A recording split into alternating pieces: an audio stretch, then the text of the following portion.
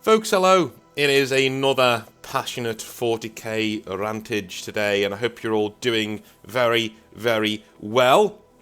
We're jumping into this today with our subject of the day, which is that 40k is becoming average, and that's kind of terrible. You know, it kind of is. It is where we are these days.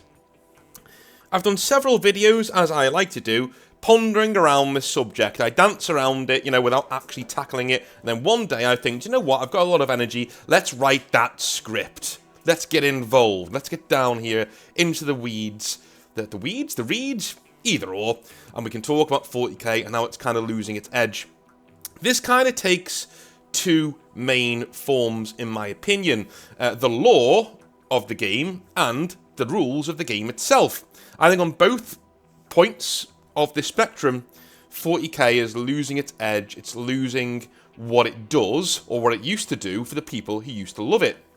That could be a result of lax gatekeeping. It could be a result of company outreach going towards different things that, are antithetical to the message of 40k as it was back in the day. We'll discuss that as we get into it. But first and foremost, if you like what I do, subscribe to the channel if you've not subscribed already, or like the video. Both of those things really do help in the old algorithm. And as we will be doing with every single video towards summer, we are doing an event on the 21st of June. It is a Grimdark Future one-page rules tournament that is Warhammer 40,000 themed, which means you can use your Warhammer 40,000 miniatures or your 3D printed miniatures, whatever you want to use, as long as they're, Space Marine-ish or Alien-ish or, sci-fi miniatures, and they can fit into one-page rules. You can use them.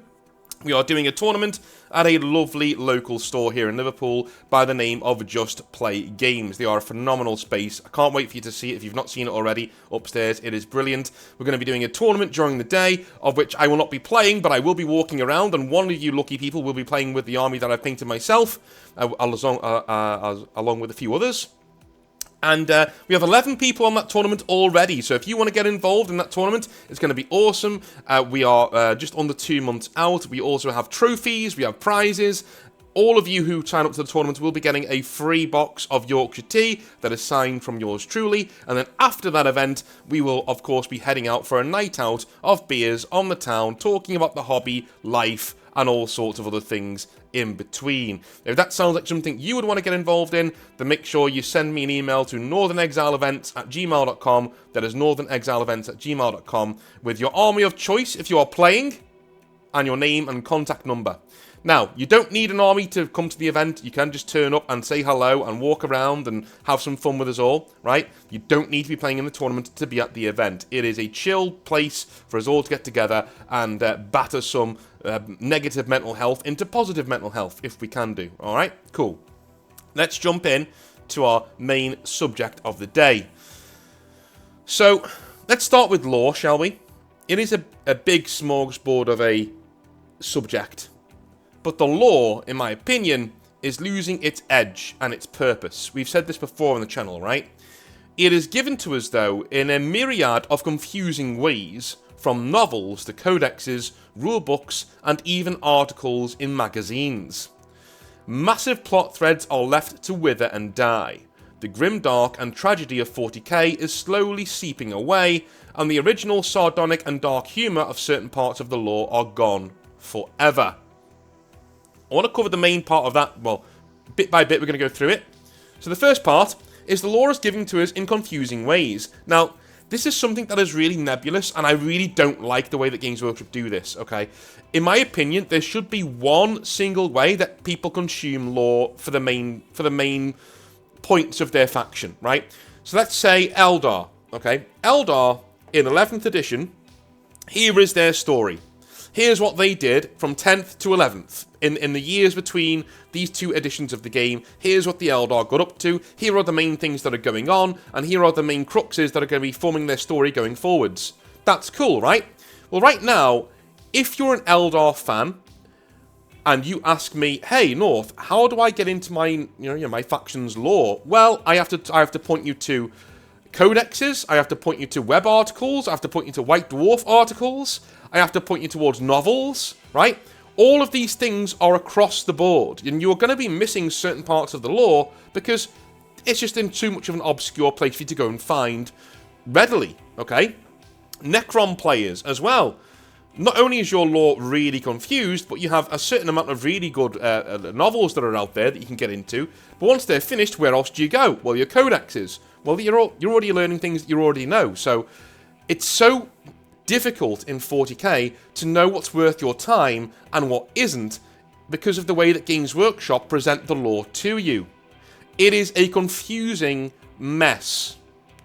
I would fix this by having every single codex that you buy be mostly lore and background on your faction. The rules are in there as an afterthought because the rules change every 5 minutes, basically, right? So the rules are in there. At the time of printing, they were correct. You get a free code saying, you know, here's your Warhammer app. It'll update, you know, your rules because you got the codex.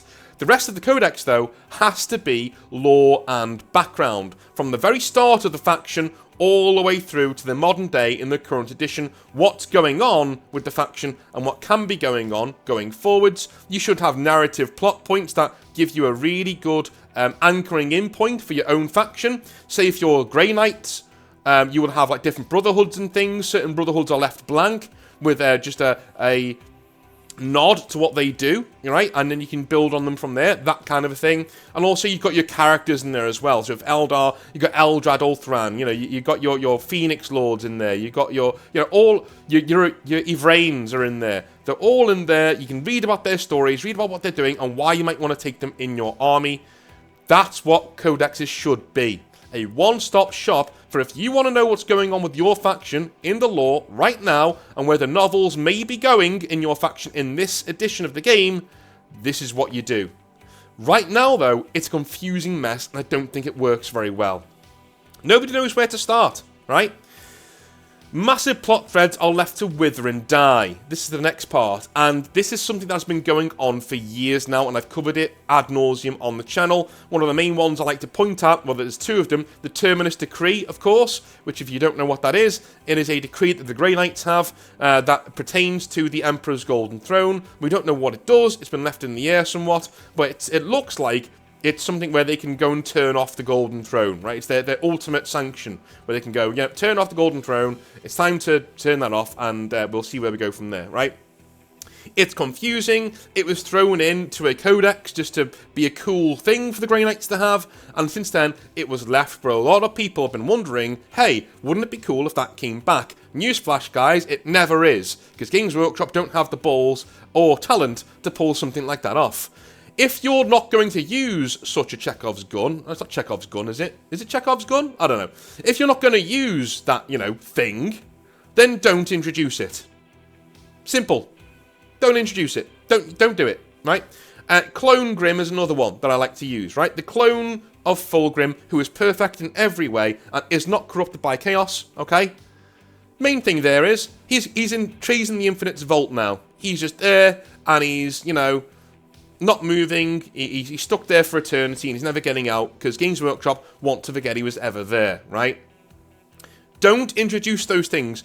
Do not edge your audience constantly without any sort of payoff. Dude, any man will tell you out there, if you're dating a woman who constantly, you know, cock teases you and edges you without giving you the actual, you know, thing that you're there for in the first place, you will leave.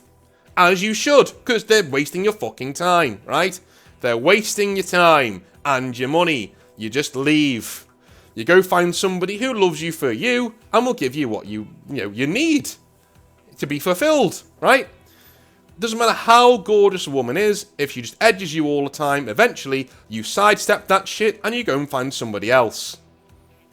Yeah? What good is a watch if it doesn't tell you the time? Just saying. Same with 40k lore. What good is it if it never concludes or does anything? Moving on. The grimdark and tragedy of 40k is seeping away. The original sardonic and dark humour of certain parts is gone forever. 40k does two things simultaneously in the modern lore that I really don't like. The first one is that they're stripping away the edginess and grimdark of it. Now, maybe not the edginess, but definitely the grimdark and the tragic nature of 40k, of what's going on in the 41st millennium. Absolutely. Stripping that away, it's not that important anymore. I think that's kind of terrible. I don't really need to get into the you know, the deep water of why that's important because we've covered it on the channel before. There are copious amounts of video on Grimdark being stripped away from 40k. That's not really the focus of this video, but it is happening. You have the Dawn of Fire novels, all these certain things that are the main cornerstones of modern 40k lore. Everybody knows that every single 10 years, what is canon, quote-unquote, in 40k kind of changes. Quite naturally, it changes. So anything that's more than 10 years old, you can look at as canon within, you know, quotation marks, right? Now, that's not a rule that Games Workshop have come out and said, verbatim, black and white, this is how it is. But they don't need to, because that's how they treat their lore. Okay? Anything that's over 10 years old is kind of suspect on how up-to-date and concrete it is in the lore. So basically, we've got to look at what's been coming out over the past 10 years. What have been the main focal points from 2015 until now? I would say the Dawn of Fire and the Dark Imperium novels are basically the cornerstones of 40k in that 10-year period, right? Starting in 2017 up until now. All right, so 2015 to 2017 is them setting up the changes. 2017 onwards is them executing those changes. And what is the main characteristic of those? Less grimdark, more Saturday morning superhero shenanigans, Primarchs coming back, a lot of hope in those novels, right? A lot of bad guys getting their shit pushed in. Again, can be epic in any other setting, but in 40k you're kind of losing the point of what 40k is and how it's supposed to work. And the original sardonic dark humour of certain parts are gone forever. Those parts, 40k, on the other side of things, the second thing that they do that I really don't like is that they take themselves a bit too seriously, okay? Grimdark doesn't mean not funny. Grimdark doesn't mean that there's no levity in the setting. A lot of people see the word grimdark and they assume it's humorless, you know, all happiness stripped away. No, it's not, right? You can't have dark without light. This is why Trench Crusade doesn't pull me in, okay? Because there's no happiness in Trench Crusade. It's just constant misery across the board. So why should I fucking bother? If everyone's miserable, let them die.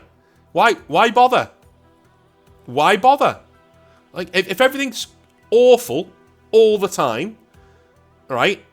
And hell is only slightly worse than the good guys, why are you bothering? In 40k, people like to say that the Imperium is only slightly better than Chaos. That's not true. That's just not true. Okay? The Imperium on most worlds is quite a nice place to live. I'll say it. I'll come out and say it right now.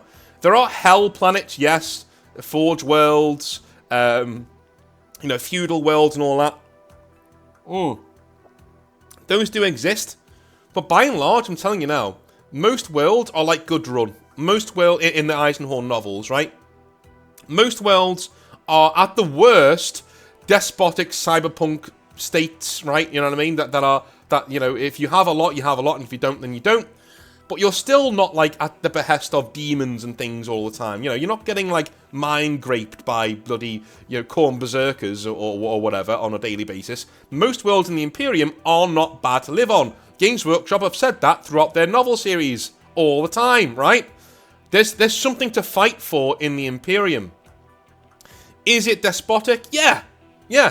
But the true controversy of 40k is that it shows you that, you know, a very top-down, you know, established, shall we say, monarchy isn't always the worst thing, right? There are definitely bad points to it, but in terms of a grimdark setting, there are far worse places to live in than 40k. I think it's a meme and a misnomer when people say, oh, I'd hate to live in 40k. Fuck that, dude. If you put me on Good Run or somewhere with a bit of money and a job behind me, I'd love it. Do you know what I mean? Like, most of the worlds in 40k, you'd be like, yeah, I'd live there. Right? Absolutely. You know? Absolutely. So, again, it's a misnomer. If you actually look up the numbers of different planets in the Imperium, most of the, how do I put it, registered planets, most of the planets that are known are like Earth. They're kind of like Earth, right? They may be a bit more hot, as in desert worlds. They may be a bit more rugged, because they're mountain worlds or whatever. But in general, right, that's what they're like. If you I had a guy, a mate of mine who worked for Black Library for a bit, right? And when I asked him about, this is years ago now, but when I asked him about what kind of worlds there are in 40k, what does a normal world look like, do you know what he said to me? He said, if it's a mountain world, imagine Noveria from Mass Effect, right? Now, do you know what? Have a look on YouTube about Noveria and Mass Effect, and it's cold, it's savage, right? But the actual cities on there are reasonably high tech, right? You're scrounging to survive, but you're not starving. It's harsh, but it's livable, right? You've got a bar there, you've got hotels there, you've got labs there, you've got things to do, right? That's the kind of place we're looking at when it comes to 40k. The start of the Eisenhorn novels, when you're going through Thor and places like that, right? Where people hibernate for a while in their glass tubes and things because it gets too cold, right? This is the Imperium. It survives, and it's not a terrible place to live.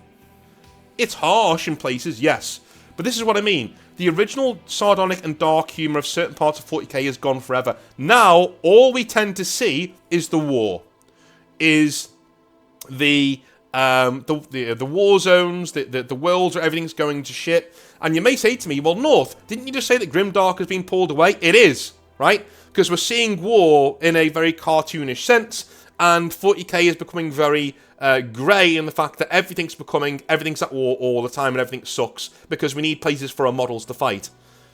We're losing that depth, we're losing that dark humour, and 40k in general takes itself far too seriously when it has no real right to do so, right? So that's why the lore to me is becoming average and why it's not a good thing.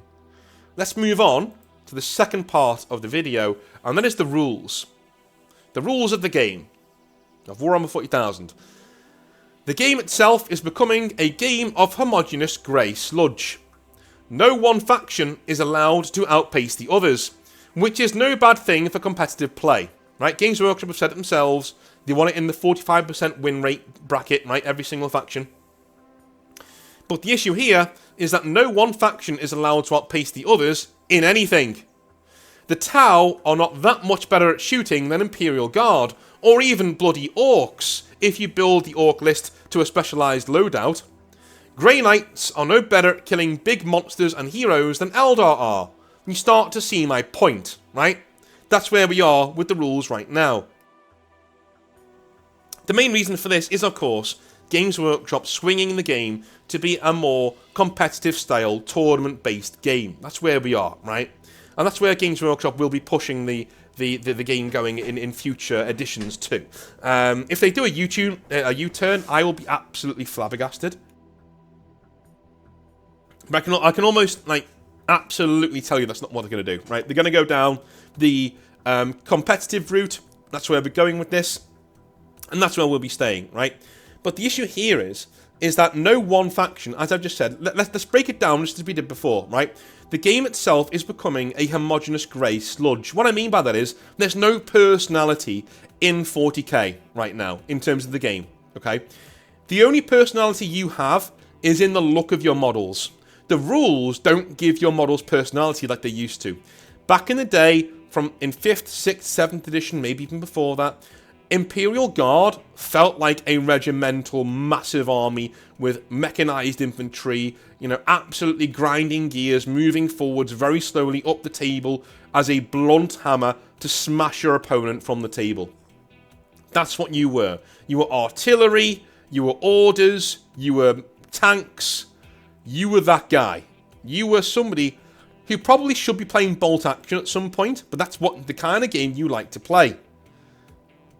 Your army, if you're Imperial Guard, felt like an army of dudes, normal humans, shouting orders at each other, you know, laying down fire in terms of your basilisks and things like that, your bane blades, laying that down, punching a hole in the enemy's defences.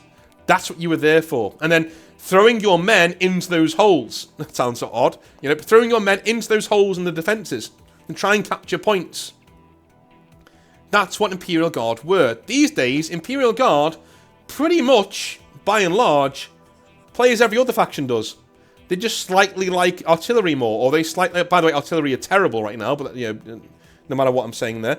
But, you know, Imperial Guard barely do what they do better than anybody else. That's my issue here, okay? The Tau are a big example of that. The Tau are a gunline faction. I don't think that's controversial to say. The Tau are a faction who like to shoot a lot. Is what it is. But you can build orcs in a way that they actually rival Tau in terms of shooting. Now, a lot of people go, oh, well, that's good though, isn't it? That shows balance in the game. No, it doesn't. No, it doesn't. Right? It shows grey sludge. It shows that your armies aren't that different from each other, so why should you bother? Okay? I've seen games where Chaos Demons absolutely tear Grey Knights to pieces in close combat. Again, why should you bother? Because your army doesn't do anything better than anybody else's army, so why should you bother? Now, people obviously say, well, you know, if you lean into your army's list building capabilities, you can build your army into being that kind of a thing. Okay, fine, but that's not how it should be. Grey Knights out of the box should be hell for anybody with multiple wounds to deal with. Heroes, monstrous creatures, demons should look at a Grey Knight list and go, oh, I feel pain. Straight away, out the box, right? No list building shenanigans needed. Out the box, that's what they do well. Every single good game out there, and I include OPR in this, one-page rules, right? Every single good game out there has a kind of balance, right? In that everything, and I've said it before, everything is equally unbalanced, but in different ways. So in terms of OPR, the Tau and OPR are incredibly good at shooting and stealth. Like, ridiculously good. They are really hard to deal with, especially if you don't have much terrain on the field.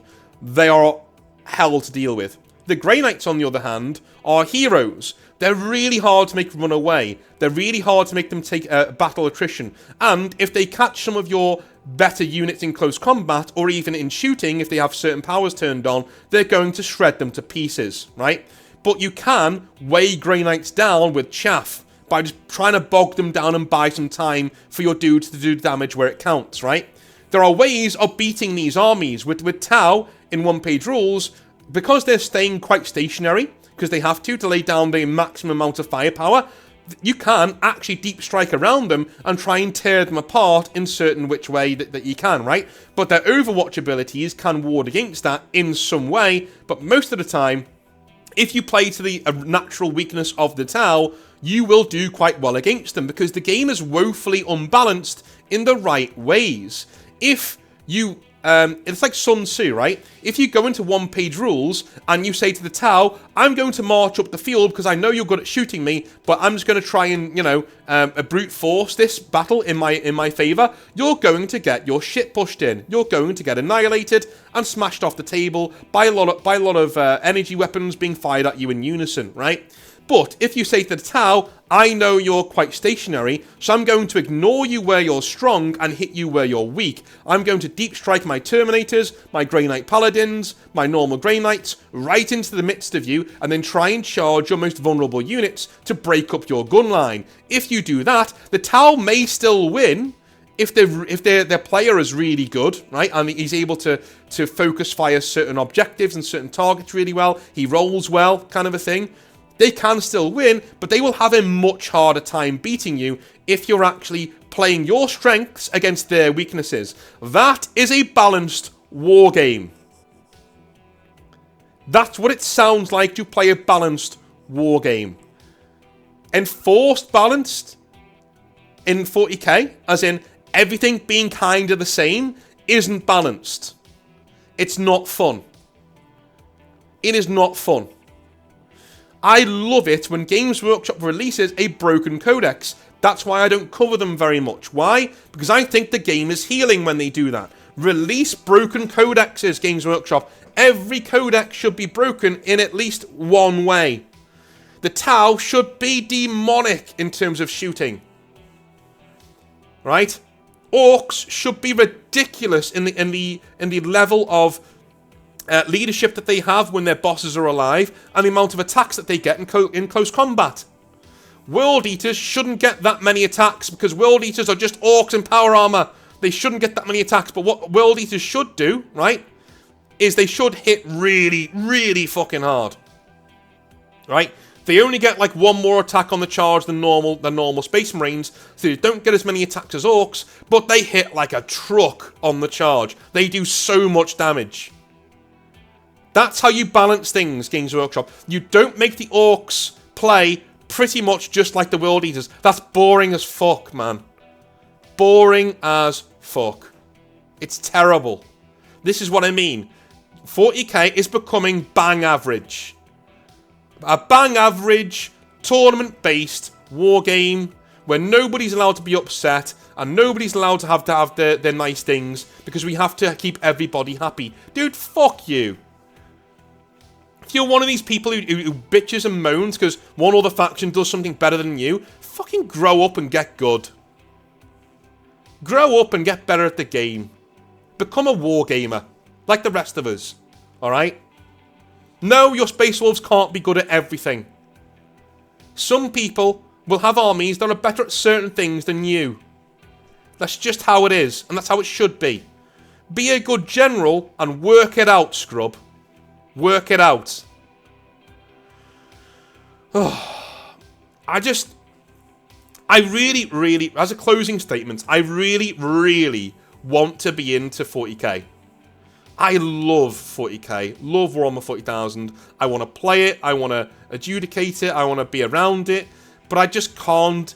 If Games Workshop are going down this grey sludge area of the lowest common denominator and keeping everything to a 45% win rate, that's not balance, that's boredom. That's what that is. There's no expression in your list building capabilities at all. People in tournaments, we covered this on Grimdark Therapy the other day on Outer Circles channel. People in tournaments just take the same unit over and over and over and over again ad nauseum. Why? Because that's the one thing that can really do most of the things that they want to do well. It kills ingenuity, it kills expression, and that's the opposite of what 40k should be about. You see World Eaters lists with what? 5 or 6 8-bound units? What the fuck is that? What's that? Get it away. Like, what is that? Not for me.